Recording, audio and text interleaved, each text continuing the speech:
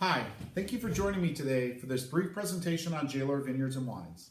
My name's Mike and I'll be giving you some key bullet points to use when you're talking to consumers and wonderful core messages to talk about our family-owned winery.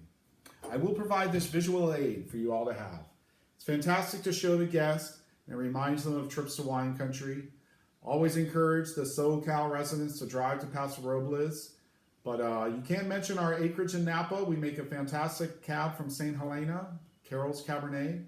But the wines you'll be selling and tasting the guests on will be from Monterey and Paso Robles.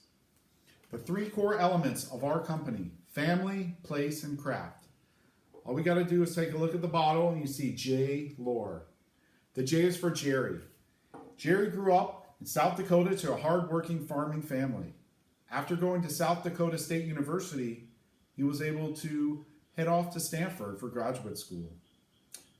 The farming never left him. He became a civil engineer. He worked for NASA, successful home builder in the early 70s. But in 1972, he purchased 280 acres of land in Monterey. This is what is now the heart of the Arroyo Seco AVA. J.LOHR is a visionary. He's a pioneer of the Central Coast. He was able to see land that was underdeveloped and he made it into a world-class wine-growing region. Jerry's three kids, Steve LOHR, Lawrence LOHR, and Cynthia LOHR, are still heavily involved in the business and icons in the industry. The LOHR family is very well respected amongst all their peers, and they've helped create new AVAs in the Paso Robles area. Place, family, place, and craft. We're going to talk specifically about Monterey and why wines grow, what wines grow great there, and Paso Robles, what wines grow great in that area. It's got to do with the heat. The hot summers of Paso Robles create world-class red wines. And craft, always got to mention our winemakers. Kirsten Barnheisel, our head white winemaker out of Monterey. Jeff Meyer oversees all the winemakers, been with Jerry for over 30 years. Steve Peck, head winemaker in Paso Robles, and Brendan Wood, the head red winemaker, all been with the company a long time, just icons in the industry. Family, place, and craft. And we're out here mentioning all these to the consumer because we're going to sell the wine. You got to bring a lot of energy. You got to bring a lot of passion and talk to these consumers very energetically about the wines they're going to taste. I'm going to separate the presentation into two segments. We're going to do the Monterey wines and then we'll do the Paso Robles wine. So the Flume Crossing Sauvignon Blanc. It is not in a lot of cold boxes, so if this is on your list to pour, do get there early and get it iced down. Nice chilled temperature, 100% Sauvignon Blanc, really a great expression of what the limestone soil can do in that Monterey area. This sees a little bit of time in acacia wood and a little bit of time in neutral French oak, but mainly a stainless steel fermented Sauvignon Blanc. Always taste the wines, make sure they show well, and they do. This comes in a Stelvin cap. It's fantastic. Wine I talk about using as an aperitif, open it while you're cooking, present it to the guests before the meal. But a fantastic Monterey Conti Sauvignon Blanc, really tardy, really mid to high acidity, but a fantastic, really food-friendly wine. The next wine that is in every cold box is the world-class Riverstone Chardonnay. This is also 100% varietal specific Chardonnay that is aged for 7 to 9 months and 50% New American oak. This is a mid-buttery Chardonnay that is a crowd pleaser, and many of the consumers walking to your table will have already tried this. It's in a lot of restaurants, it's a lot of people's everyday house wine, but our Riverstone Chardonnay is always going to be priced right and a fantastic value for that mid-buttery Chardonnay, 7 to 9 months on 50% New American oak. So you will definitely have one of these two wines. We'll be showcasing one white wine from Monterey, whether it be the Flume Crossing or the Riverstone Chard. The next option could be the Falcon's Perch Pinot Noir.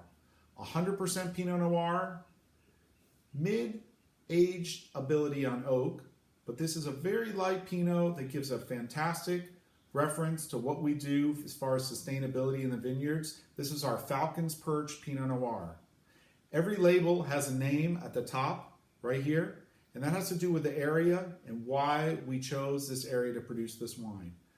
We use the Falcon's Perch Pinot Noir to remind us of how we're good to the land. We have owl cages and we have falcon boxes on property to help deal with the rodent issue. And we're always just very passionate about what we put on our label and what goes in the bottle. So we'll review Monterey one more time. The Flume Crossing Sauvignon Blanc. Wonderful picture on top. It shows the old rivers that went through Monterey, and they would have these log flumes that would ship down the river. So Flume Crossing Sauvignon Blanc. Riverstone Chardonnay, having to deal with the limestone, big riverstone pebble soil that is there in Monterey. And our Falcon's Perch Pinot Noir.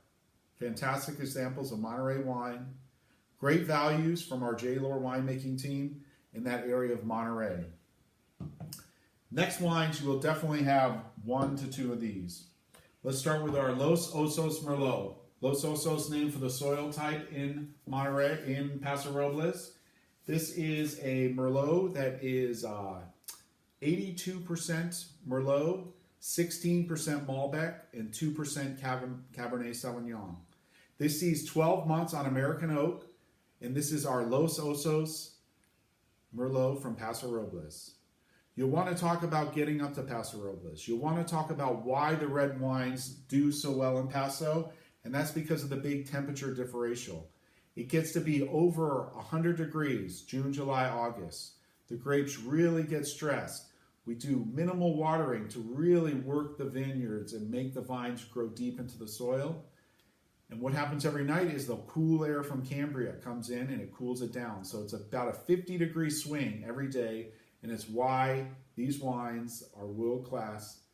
This is going to be under $15 Merlot. That people, it's a crowd pleaser, so please mention that it has almost 20% Malbec, and that usually gets people's attention. This is the #1 selling Cabernet in the country, over $10. This is J.LOHR 7 Oaks Cabernet Sauvignon. This is a staple in the industry and helped establish Paso Robles as a world-class Cabernet growing region. This also sees 12 months on American oak.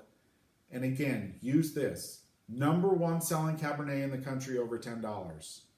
Once you pour this, really gets a lot of pepper, a lot of spice into their glass. It has 12 months on American oak, and it's going to be over 80% Cabernet. So you got to keep with the message that it's a family-owned winery. That anything you want to find out about these wines, you can look on your phone, you can find the exact specific details. We're all about giving back to the industry and providing education about making wine in a world-class wine growing region. So be proud to sell Los Osos Merlot, 7 Oaks Cabernet. You're going to have one of those too. And then most likely you will have this too, as we have a wine over $25 in most of these tastings. This is our J.LOHR Hilltop Cabernet Sauvignon.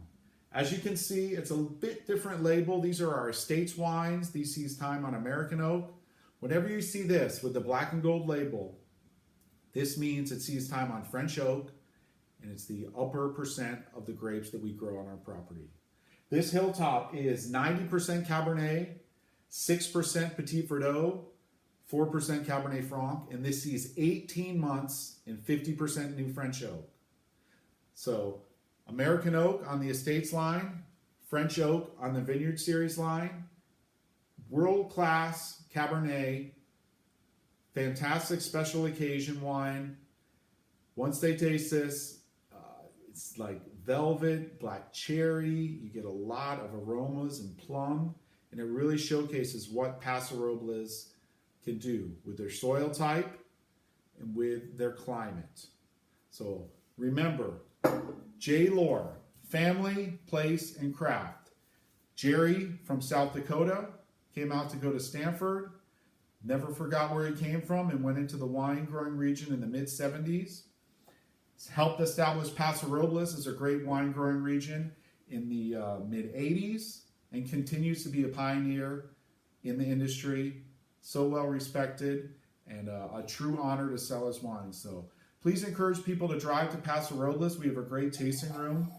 You can mention there's a tasting room in San Jose where our corporate offices are, but we really want to keep to the message of family, place, and craft.